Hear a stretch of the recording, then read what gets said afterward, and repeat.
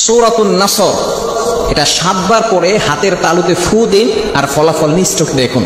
আল্লাহ পাক রব্বুল আলামিন আপনাকে সফলতা ও বিজয় দান করবেন। সূরা নাসর, ইদা জা নাসরুল্লাহি ওয়াল ফাত ওয়া রাআইতান নাস ইয়াদখুলুনা ফি দীনিল্লাহি আফওয়াজা ফাসাব্বিহ বিহামদি রাব্বিকা ওয়াস্তাগফির ইন্নাহু কানা তাওয়াবা। এই ছোট্ট সূরাটি আমরা সকলেই জানি, ঠিক কি না? পবিত্র কোরআনুল কারীমের ভিতরে অন্যতম একটি সূরা। নবীজি সাল্লাল্লাহু আলাইহি ওয়াসাল্লামের একেবারে শেষ জামানায় এই সূরা নাজিল হয়েছে। আল্লাহ পাক রব্বুল আলামিন এই সূরার মাধ্যমে জানিয়ে দিয়েছেন, ইদা জা নাসরুল্লাহি ওয়াল ফাত, অবশ্যই আল্লাহর সাহায্য আসবে, বিজয় আসবে।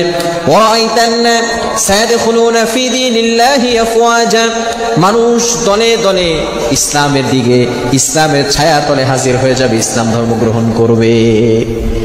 খুবই চমৎকার একটি সূরা। ফাসাব্বিহ বিহামদি রাব্বিকা ওয়াস্তাগফির।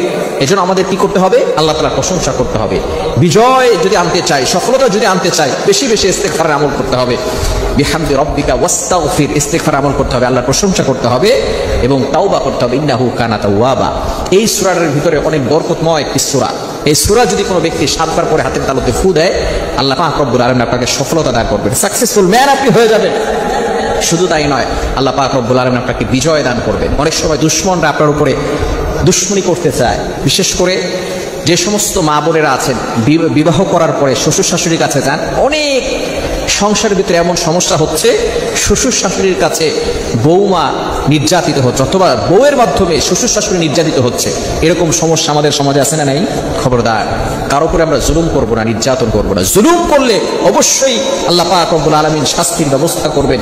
যদি আপনি এই দুশমন থেকে বাঁচতে চান, সূরাতুন নাসর 7 বার পরে হাতে ফু দিবেন, ইনশাআল্লাহ আল্লাহ পাক রব্বুল আলামিন আপনাকে বিজয় দান করবেন, সফলতা দান করবেন। দুশমন আপনার কাছে মাথা নত করতে বাধ্য হবে। এই জন্য ইয়াকিনের সাথে শুধু আপনি সূরা নাসর পড়লেন না, নামাজ পড়লেন না, এটা হবে না। অবশ্যই 5 ওয়াক্ত নামাজ পড়বেন। নামাজ ছাড়া কখনো শান্তি আসবে না।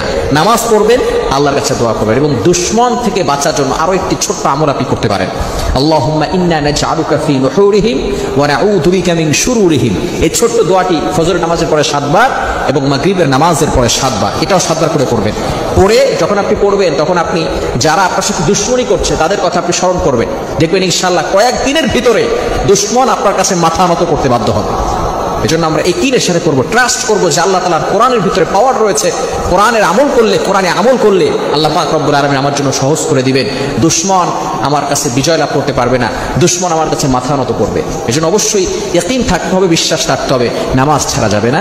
এবং অবশ্যই এই দোয়াটি আমরা পড়ব, আল্লাহুম্মা ইন্না নাজআলুকা ফি নুহুরিহিম ওয়া নাউযু বিকা মিন শুরুরিহিম। এটা পড়ব যাতে করে আল্লাহ পাক রব্বুল আলামিন দুশমনদের দুশমনি থেকে, হিংসুকদের হিংসামি থেকে আমাদেরকে হেফাজত করেন। ছোট ছোট বাচ্চা আছে, বাচ্চাদের মাথায় আমরা এটা পরে ফু দিয়ে দিব, আল্লাহুম্মা ইন্না নাজআলুকা ফি নুহুরিহিম ওয়া নাউযু বিকা মিন শুরুরিহিম। তাহলে বাচ্চাদের উপরে কেউ দুশমনি করতে পারবে না। অনেক সময় সংসার নষ্ট করার জন্য মা বাবার উপরে তাবিজ করে থাকে, বাচ্চাদের উপরে কি করে থাকে? তাবিজ করে থাকে। এগুলো থেকে বাঁচার জন্য এই আমলগুলো আমরা করবো। 5 ওয়াক্ত নামাজের পরে এই আমলগুলো করার চেষ্টা করবো। আল্লাহ তাআলা আমাদের সকলকে বুঝার তৌফিক দান করেন।